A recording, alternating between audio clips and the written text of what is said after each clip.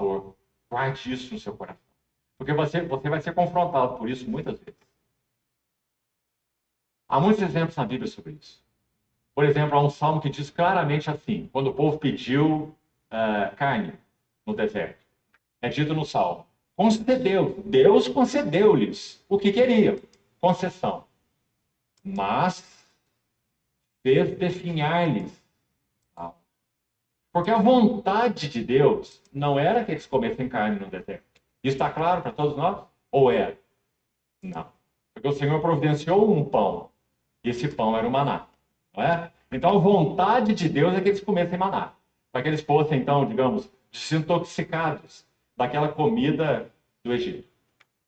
Claro que isso Senhor, seria olha que simbolismo. Aconteceu na realidade lá atrás.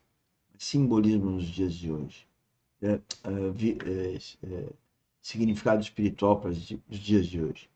Maná é Cristo. Maná representa Cristo. E lá eles não queriam maná. Eles queriam as comidas lá dos egípcios. A comida dos egípcios representa o mundo. Então as pessoas que estão curtindo o mundo, estão vivendo os valores do mundo, elas não estão comendo e bebendo Cristo. Elas estão com os afetos do mundo. Nós estamos aqui para alertar. Arranquem as raízes do mundo. Ingressem no reino, como no maná, o verdadeiro pão, é Jesus Cristo. Vivam em Cristo, vivam desejar a vida eterna. E aceitem as recompensas que estão por vir. Para cada um de nós, dependendo do propósito de cada um de nós, para Deus. E outra, o canal está direto.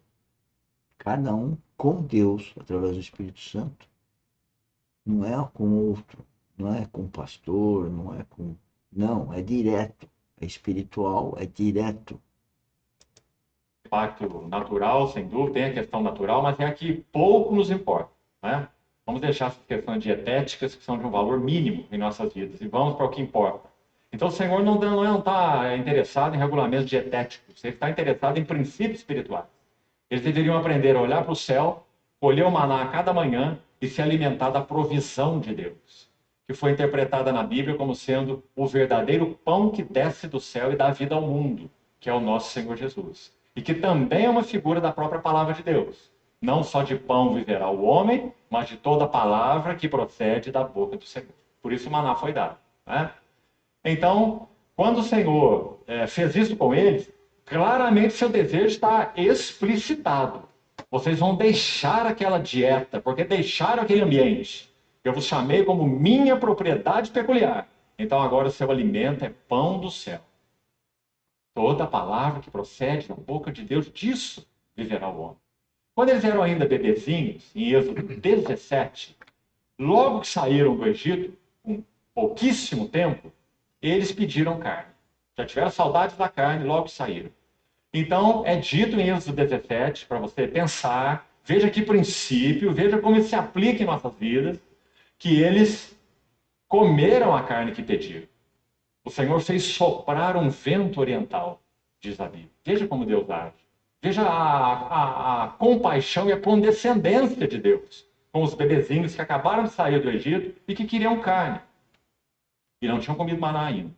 Então o Senhor fez soprar aliás, o Senhor já havia dado maná em Êxodo 16. Êxodo 16. Então em Êxodo 17, ele faz soprar esse vento oriental e essas codornizes vêm. E caem em abundância naquele deserto, eles comem carnes e se fartam. Sem nenhum juízo. Deus não os julgou por isso. Muito linda a condescendência de Deus. Eram bebezinhos. Eram Então, bebezinhos, não tinham consciência espiritual.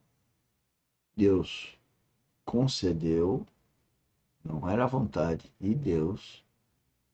E veja o problema espiritual de hoje. Deus está tendo concessões, Deus está aguardando que a gente escolha comer do maná, que a gente escolha comer de Cristo. beber Cristo, ter a vida em Cristo, cuidado, porque isso não é para sempre. Aproveitem a concessão de Deus, mas corram para o reino antes que Jesus Cristo volte. E ele está por vir. Saíram do Egito, pediram carne, o Senhor concedeu carne, não era a vontade de Deus, mas o Senhor concedeu, tudo certo, estão começando a sua jornada, vamos lá. E então, o Senhor prosseguiu alimentando-os com maná, não com carne. Então, nós chegamos depois a 1 ano de jornada no deserto. O que eles fazem? Eles pedem carne de novo. Então, o Senhor concede carne novamente. Só que é dito, isso está em Números 11, que quando eles comeram essa carne, ainda a carne estava entre os seus dentes, e eles foram julgados pelo Senhor, e muitos dentre o povo foram julgados até mesmo com a morte. Por isso o Salmo vai dizer, concedeu a eles o que eles queriam, mas fez definhar-lhes a alma, porque a concessão ou as concessões de Deus não são iguais à vontade de Deus necessariamente. Então isso é muito importante. Por isso que é importante entender que no Pai Nosso fala lá que é para fazer a vontade de Deus. Então se você ora o Pai Nosso, tem ele memorizado, por que que você não ouve a Deus? O próprio Pai Nosso fala no finalzinho, não deixeis cair em tentação. Vocês já descobriram qual que é a tentação? A tentação é o mundo. Não é uma coisinha ou outra coisinha do mundo, é o mundo inteiro. São os valores do mundo, se alinham com o reino. O reino é vida espiritual, andando no mundo. É diferente. Nós devemos buscar a vontade de Deus e não as concessões de Deus. O que o Senhor nos permite fazer, mas o que Ele deseja que nós façamos. Então, para citar um exemplo. Então, amados irmãos, quando nós estacionamos aqui em Cades Barneia, nós estamos no pano de fundo de Hebreus 3, 4 e 6. Então é para lá que nós vamos, para sermos ajudados, porque aí está a nossa carga maior para esses dias, na Epístola aos Hebreus, conforme falamos ontem. Então, por favor, vamos abrir nessa epístola, primeiro no capítulo 3. Vamos a alguns comentários ainda, preliminares, sobre esses capítulos, sem entrarmos, por enquanto, em muitos detalhes. Você vai observar no capítulo 3 de Hebreus, também no 4, que o Salmo 95 é citado por 3 vezes. Então vamos localizar isso primeiro e vamos ver que lições importantes nós podemos ter aqui com relação a essa herança que nós somos chamados para possuir. Capítulo 3 de Hebreus, verso 7. Veja aí. Assim, pois, como diz o Espírito Santo, hoje, se ouvirdes a sua voz, não endureçais os vossos corações, como foi na provocação, no dia da tentação no deserto, onde os vossos pais me tentaram, me puseram à prova, viram as minhas obras por 40 anos. Você está vendo aqui? Viram minhas obras por 40 anos.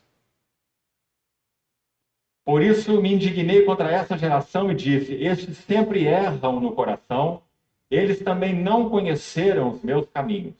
Assim jurei na minha ira. Está vendo? Erram no coração e não conheces o meu caminho. Isso acontece hoje. Nosso coração não está com Deus. Nós seguimos um caminho que vem do eu da gente, das nossas vontades. Isso se confronta com Deus. Vamos ficar atentos para isso.